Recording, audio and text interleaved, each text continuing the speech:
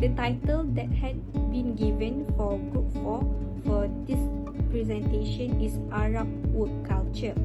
Before you get to know what is Arab work culture, let me introduce to you what is Arab work culture.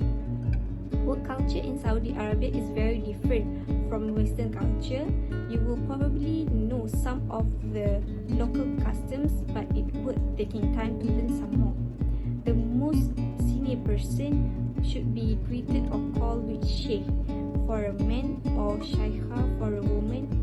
It means chef, and what the other title is Haji for a man and Hajah for a woman. If there is no other title, you should use Said for a man, Shaida and Madam for a woman.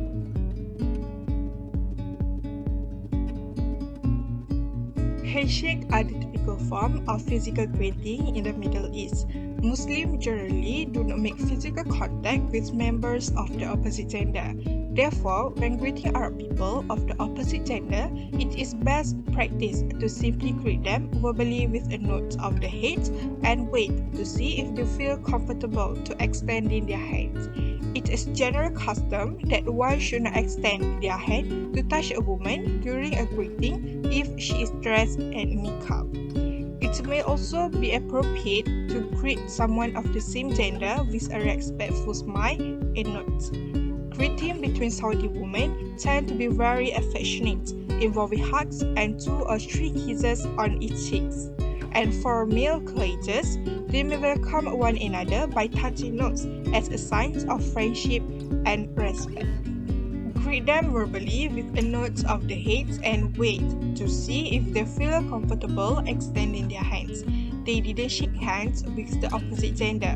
Wait and always use right hand to handshakes. In Saudi Arabia, the most common forms of greeting is a handshake, and the phrase is Assalamualaikum, which means may peace be upon you, and to which the reply is Waalaikumsalam, and peace be upon you. It is polite to address colleagues or superior with the title Abu, which means the father of, followed by the name of the father's eldest son, and for example, Abu Ahmad, Abu Mazin. This indicates familiarity and respect. Dress code is a set of standards that companies develop to help provide the employee with a guidance about what is appropriate to wear to work. Arab societies are very concerned with outward appearance as evidence of social status, and good quality clothes reflect a comfortable or powerful position in society. It is therefore recommended you pay attention to the quality and appearance of the clothes you are wearing in order to make a good impression. The Middle East has long been perceived as a conservative region with a deep ties to religion. Attachment to Islam has an effect on what they preserve as appropriate business attire. For women, they should always make sure to dress conservatively, covering arms at least to the elbow, legs to the ankles, and avoiding displaying any cleavage. Be aware that your Arab counterpart, especially in the Gulf countries, may wear traditional dress. This usually consists of a long white robe, known as top, and often also a red and white checkered headdress called kafia. The exact style and color of the dress will vary from country to country, region to region, and even tribe to tribe.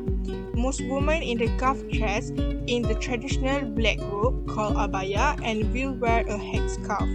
Do not be tempted to do the traditional dress by yourself, as it could well cause offense to those who wear it as a symbol of continuing heritage and tradition. Okay, for the next point is non-verbal communication. For non-verbal communication in Arabic culture, the body language takes on even more important in the Arab context, since public disagreement is so risky.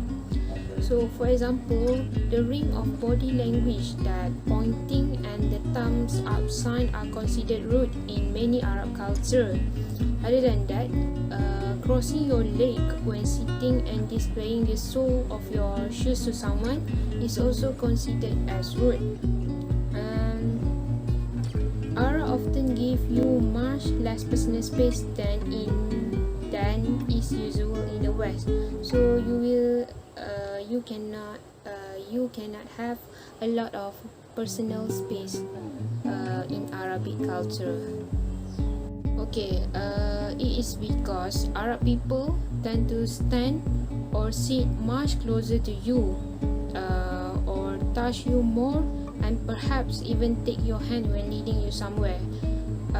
This also very unusual from a Western viewpoint. It's simply a cultural difference. Okay, for the next point is business meeting in Arab world. Okay, in Arab world, organization in the Arab country can tend to be more last minute than in other part of the world. So try not to organize meeting too far advance, and be sure to confirm the meeting by making a phone call a few days beforehand. In the Arab world, the concept of punctuality can be very different from other country. Okay, do not surprise if your counterpart is up to half an hour late. Sometimes it can be more longer in Arab culture.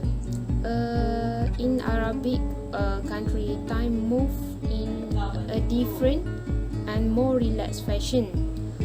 You may expect a much more circular structure as opposed to the Western business, which is a rigid structure. And in Arabic, in business meeting in Arabic world, the agenda are likely to be lacking. Other than that, interruption are common even during meeting. What may feel like should be private meeting in Arabic. For example, other employees or visitor can enter the office or room in order to obtain signature of advice or to get a confirmation or anything should be expected as a part of lengthy in Arab business. This aspect of meeting in the Arabic compounded by the rapid spread of smartphone across region. And Arab are very open to checking their smartphone and communicating with them, even when they are sitting and talking with you face to face. So, if you are tend to do a business meeting with Arabic people, you should expect these things because this is a part of work culture in Arabic. We have come to the end of this presentation.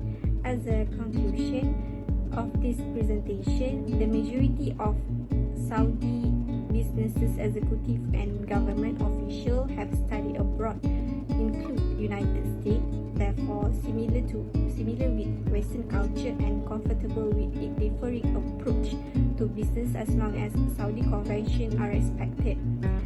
Hence, important for foreign negotiators to know the Muslim religion and respect its principle that a negotiable influence on Arab ethic and business culture.